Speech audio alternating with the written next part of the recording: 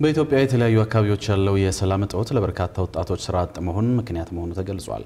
የንግድ ሚና ለሰላም ግንባታ በሚል ሐሳብ የአዲስ አበባ ንግድና የዘርፍ ማህበራት ምክር ቤት ባሰናዳው የፓናል ውይይት የሰላም እጦት በንግድ እንቅስቃሴው ላይ ተጽዕኖ ማሳደሩ የተገለጸ ሲሆን በአገሪቱ ኢንዱስትሪዎች እየተጎዱ የንግድ እንቅስቃሴዎችም የተስተጓጎሉ መሆኑ ተነግሯል።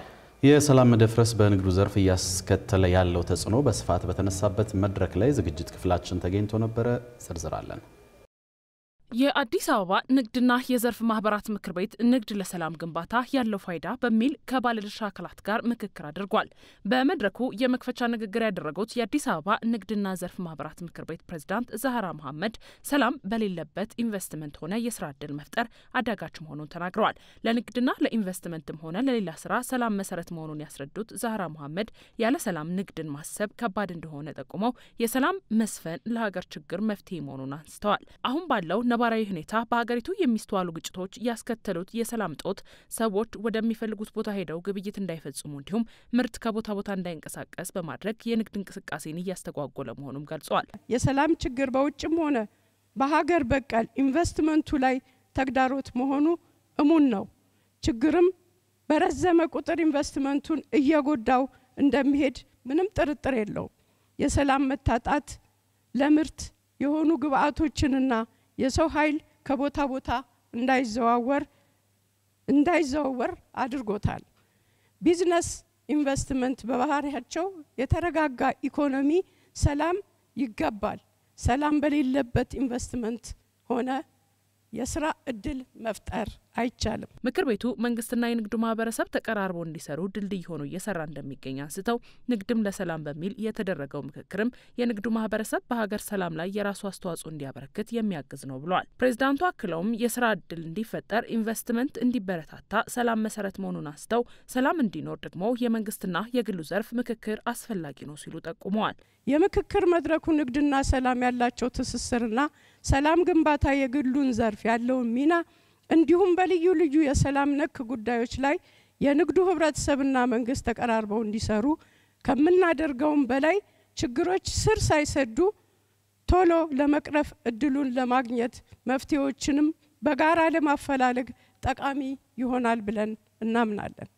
በሰከነ መንገድ በየደረጃውና በያለበት ተቀራርቦ መስራት ተቀራርቦ ለሰላም መስፈን ልዩ ሚና መጫወት እንዳለብን ጥሬን አስተላልፋለሁ። ንግድ የሰው ልጅ የሚግባባበትና የሚረዳዳበት እንደሆነ የጠቀሱት የኢትዮጵያ ሃይማኖት ተቋማት ጉባኤ ዋና ጸሐፊ ቀሲስ ታጋይ ታደለ በበኩላቸው ንግድ አገናኝ ስለሆነ ሰው ሲገዛም ሆነ ሲሰጥ ተነጋግሮና ተወያይቶ መሆኑን ተናግረዋል። ለዚህም መሳካት ሰላም ያስፈልጋል ያሉት ዋና ጸሐፊው የሀገርን ሰላምና ጸጥታ ማስጠበቅ ካልተቻለ እነዚህ ግንኙነቶች ይቋረጣሉ፣ መነጋገርም ይቀራል ሲሉ አስረድተዋል። በኢትዮጵያ ያለው የሰላም እጦት በንግድ እንቅስቃሴ ላይ ተጽዕኖ ማሳደሩን ያስረዱት ጸሐፊው በዚህ ምክንያት ኢንዱስትሪዎች ሲጎዱና የንግድ እንቅስቃሴዎችም ሲቋረጡ እያየል ነው ያሉ ሲሆን በተለይም የሰላም እጦት ለበርካታ ወጣቶች ስራ አጥ መሆን ምክንያት እንደሆነ አስረድተዋል። ንግድ የምርት ልውውጥ በመሆኑ ለሀገር ኢኮኖሚ እድገት የሚያበረክተው አስተዋጽኦ እጅግም የላቀ ነው።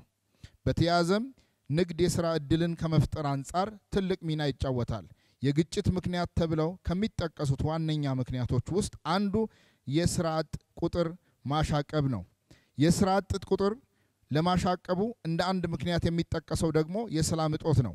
የሰላም እጦት በሚኖርበት ጊዜ የንግድ ድርጅቶች ይዘጋሉ፣ ኢንዱስትሪዎች ይወድማሉ፣ መሰረተ ልማቶች ይፈርሳሉ፣ ዜጎች በነጻነት ከቦታ መንቀሳቀስ መስራት የማይችሉበት ደረጃ ላይ ስለሚደርሱ የስራ አጥ ቁጥሩ በጣም ይጨምራል ማለት ነው። ይህ በአገራችን ውስጥ ያየነው የተመለከትነው አሁንም እያየነው ያለነው ጉዳይ እንደሆነ መገንዘብ ያስፈልጋል። እዚህ ላይ ሰላም ለንግድ ስራ እጅግ አስፈላጊ ጉዳይ መሆኑን መገንዘብ ጠቃሚ ነው። በመድረኩ ንግግር ያደረጉት የሀገራዊ ምክክር ዋና ኮሚሽነር መስፍን አርአያ የሀገራዊ ምክክር ኮሚሽኑ ከንግዱ ዘርፍ ባሻገር ከተለያዩ አካላት ጋር በሰላም ግንባታ ዙሪያ ለተከታታይ 4 ዓመታት ሲሰራ መቆየቱን ገልጸው አሁንም በኢትዮጵያ የሚስተዋሉ ችግሮችን ለመፍታት መነጋገርና መካከር ጥያቄ የሌለው ቁልፍ ጉዳይ መሆኑን አንስተዋል። አሁን ላይ ከሁሉም የማህበረሰብ ክፍሎች ጋር ውይይት ተደርጎ መጠናቀቁን የገለጹት ዋና ኮሚሽነሩ 11 ክልሎች፣ 2 ከተማ መስተዳድሮች፣ የፌዴራል ተቋማትና 6 የአውሮፓና የመካከለኛው ምስራቅ ሀገራትን አወያይተናል ነው ያሉት። ከእናንተ ጋር ስንነጋገር አሁን ከ1220 በላይ ወረዳዎችን አግኝተናል። 11 ክልሎች 2 ከተማ መስተዳድሮች 1 የፌደራል ተቋማት እናንተንም ጨምሮ እና 6 የአውሮፓና የአሜሪካ እንዲሁም የመካከለኛው ምስራቅ ሀገራትን አዳርሰናል። በሄድንባቸው ቦታዎች ሁሉ የምንነሳው ለመጀመሪያ ጊዜ ከአርብቶ አደሮቻችን፣ ከአርሶ አደሮቻችን፣ ከሴቶቻችን እስካሁን ድረስ ፖለቲካሊ ኮሬክት ለመሆን ነው ሴቶች የሚባሉት። ለመጀመሪያ ጊዜ ከአካል ጉዳተኞቻችን፣ ለመጀመሪያ ጊዜ ከተፈናቃዮቻችን፣ ከተገፉ ማህበረሰቦች እና ከጠቅላላው ማህበረሰብ የንግዱን ማህበረሰብ ጨምሮ ነው የተነሳ ነው። ይሄ ማለቱን ማለት ነው ከነኚህ ሁሉ የተሰባሰቡ አጀንዳዎች በሚገባ ፊልተርድ ሆነው ከ4000 እስከ 4000 የሚሆኑ 125 በሉት 130 ሚሊዮን ህዝቦችን ወክለው ለመጀመሪያ ጊዜ የዳር ሀገሮችና የመሃል ሀገሮች የዛ ሳይባል ስለ ወደፊቱ ያገቸው ዕጣ ፈንታ ላይ የሚመክሩበት ሂደት ነው። በመድረኩ ሰላም ለንግዱ ንግዱ ለሰላም የሚሉ ጥናታዊ ጽሁፎች ቀርበው ውይይት የተካሄደባቸው ሲሆን የሃይማኖት አባቶችን ጨምሮ ከፍተኛ የመንግስት የስራ ኃላፊዎችና የንግዱ ማህበረሰብ ክፍሎች ተሳታፊ ሆነዋል።